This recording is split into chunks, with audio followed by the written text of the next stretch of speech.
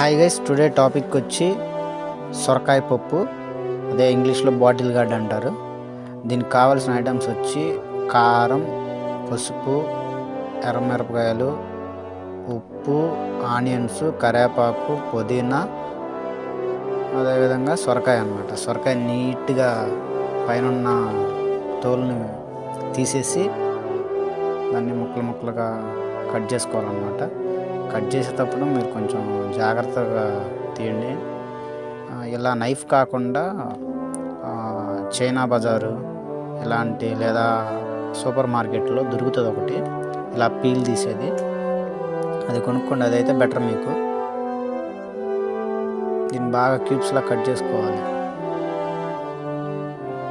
అదేవిధంగా టమాటాలు, పచ్చిమిరకాయలు, కందిపప్పు అవన్నీ వేసి వాటర్ పోసి బాగా ఉడకబెట్టాలి. ఉడకబెట్టిన తర్వాత వాటితో పాటే సొరకాయని వేసుకోవాలన్నమాట. సొరకాయ చూసారు కదా ఎలా కట్ చేసుకోవాలో, అలా కట్ చేసుకొని దానిలో వేసుకోవాలి.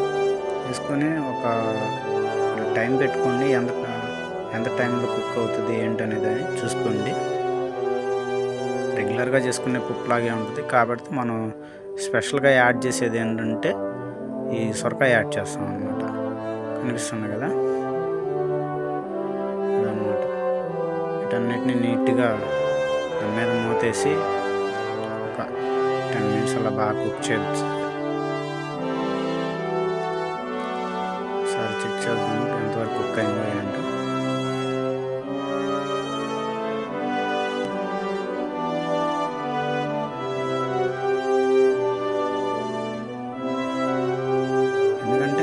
నీట్గా క్యూబ్స్లా కట్ చేసుకునే అవసరం లేదు. ఎక్కువ వాటర్లో పోయిన తర్వాత అవి బాగా కుక్ అయిన తర్వాత వాటిని మ్యాష్ చేసి చేస్తాము. ఇప్పుడు దీనిలోకి సరిపడంత పసుపు, అదేవిధంగా సరిపడినంత ఉప్పు తీసుకోండి. మేమైతే గళ్ళుప్పు వేస్తున్నాం, మీరు సాల్ట్ అయినా వేసుకోవచ్చు.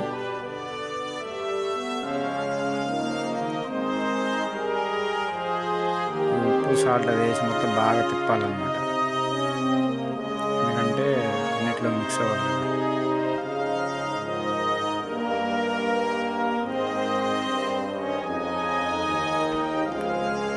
నీట్గా చెక్ అయిందో చూసుకోవాలి గైస్, కుక్ అయిందో లేదో. దీనిలోకి మనం సరిపడంత కారం వేసుకుంటే బాగుంటుంది. ఇప్పుడు నెక్స్ట్ కారం వేసుకున్నాము. వేసేటప్పుడు నీట్గా చుట్టుపక్కల అంతా కలిసేటట్టు వేసుకోవాలి. వేసినామంటే మిక్సింగ్ చేయండి. మిక్స్ చేస్తేనే మనకి అంతా పప్పుకంతా అవుతుంది. కారం తర్వాత కొంచెం దీనికి సరిపడంత చింతపండు తీసుకోండి గైస్.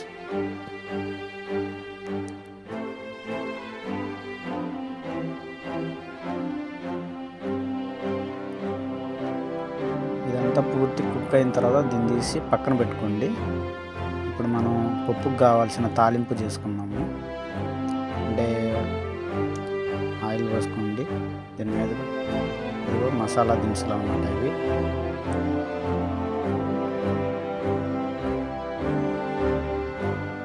కొంచెం బాగా వేగిన తర్వాత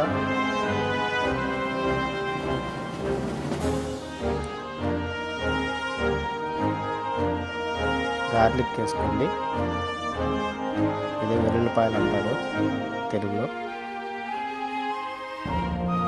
వీటితో పాటు ఎండుమిరపకాయలు, అదేవిధంగా ఎర్రగడ్డలు అంటారు.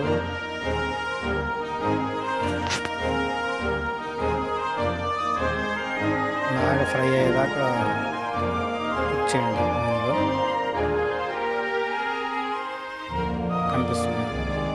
మీరైతే టైం చూసుకోండి. అవి ఆనియన్స్ బ్రౌన్ కలర్లోకి వచ్చేదాకా ఉంచుకోండి, మరి మాడిపోయేదాకా రాకుండా. పైన ఎండుమిరగాయలు వేసుకొని దాన్ని కొంచెం బాగా తిప్పండి. కరివేపాకుతో పాటు పుదీనా,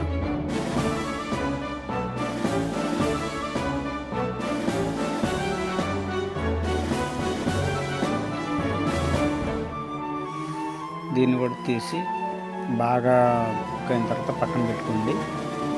పప్పు మనం ఇందాక తీసాం కదా, ఆ పప్పుని బాగా మెనపాల. మెనిపిన తర్వాత ఆ పప్పులోకి మనం ఏదైతే చేసుకున్నామో తాలింపు అది దాని మీద వేసుకొని గంటతో బాగా మిక్సింగ్ చేయండి.